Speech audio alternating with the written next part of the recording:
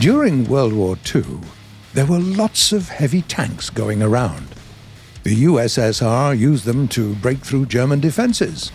The British designed them to support infantrymen in an attack. But some major powers, including the US, didn't have heavy tanks at their disposal. The World War I era Liberty tank was a thing of the past, and for quite a while there was no contender for the title at all. It made perfect sense. There were no major land battles for the country to fight, and on the global stage, there was heavy emphasis on the Air Force and the Navy anyway.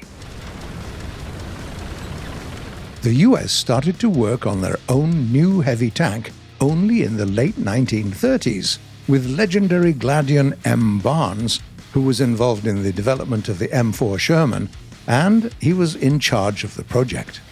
Initially, a multi-turreted design was considered, but later the decision was made to switch to a single turret design with a 76mm cannon. In 1942, one of the prototypes was accepted into service as the M6. It was a decent vehicle with competitive characteristics. It was powerful and pretty mobile thanks to its General Electric electrical transmission. But by 1943, it was already obsolete. Then there was the T-14, a joint project between the United States and the United Kingdom that aimed to produce a universal infantry tank. The vehicle shared many parts with the M4 Sherman, including the layout and the gun. Even though the British were aching for a new heavy tank, the T-14 project never came to fruition, as even the pilot model only made it to the UK in 1944. It's not to say that no designs actually made it to the war. For example, there was the case of the Sherman Jumbo, coming in strong with its excellent armor. Initially, American engineers weren't very optimistic about the prospects of a medium tank with heavy armor, because all that additional weight would be seriously taxing the suspension.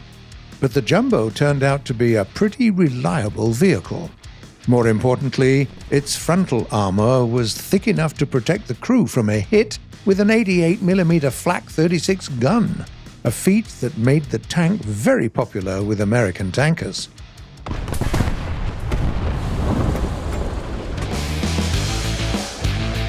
Apart from the modified Sherman, American crews also had a chance to use an upgunned variant of the Pershing. As the Allies were advancing to the heartlands of Germany, Americans somehow had to find a way to counter German Panthers and King Tigers. And there were simply no good answers to that riddle at the time, at least in the American roster. As such, it was decided to upgun the M26. It also had additional armor welded to the mantlet and the forward hull of the tank. Due to its impressive capabilities, the tank was affectionately known as Super Pershing. Still, the Tiger II left such an impression that by 1944, the US was working on several heavy tanks of its own. First, American engineers tried to simply give the M6 additional armor and a new 105mm cannon in a new turret. This vehicle, called the M6A2E1, could take on a Tiger, but it was not meant to be. With a weight of around 70 tons, the tank was simply too big and too heavy to make it viable. It was supposed to survive a long campaign in the Ardennes, but it was very limited in what terrain it could operate on, and it couldn't climb a 24-degree slope. On the other hand, the efforts of American engineers were definitely not in vain. The M6A2E1 was not a success, but it helped the US in their work on 3 other heavy tank designs: the T-29, the T-30, and the T-34. The main difference between the 3 was in the armament they had. The T-29 was a kind of a baseline design with a 105mm cannon.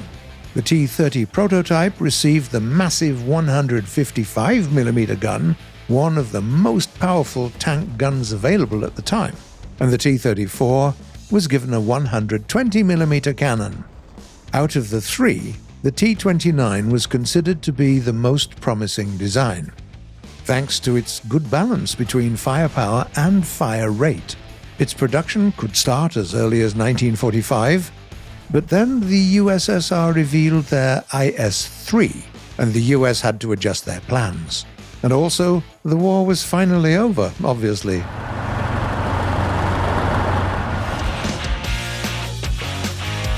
The T-32, which was another notable American heavy tank design, shared a similar fate. Just as the T-29, it was based on the Pershing. But while the T-29 deviated a lot from the original vehicle, and in many ways the T-32 was somewhat less ambitious, broadly speaking, it was the same vehicle, just with a new gun of the same caliber, a new turret, and thicker armor. Just to put it into perspective, it had around 300mm of armor in its mantlet area. At the same time, even the T-32E1 variant, which featured even more armor, had a weight of only 54 tons. Even though it had a few problems with its transmission, it was a pretty impressive vehicle, all things considered. Too bad it arrived way too late. The war was already over. Still, at least one of the American heavies made it to mass production. We're talking about the M103 manufactured by Chrysler. The key part of this design was its powerful 120mm gun, which allowed the tank to engage targets at long range.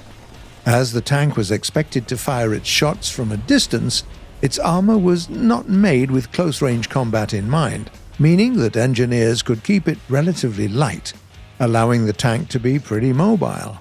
The elliptically shaped hull and turret of the M103 also defined the looks of the American tank designs of the 1950s, with the M48 getting a similar hull later down the line.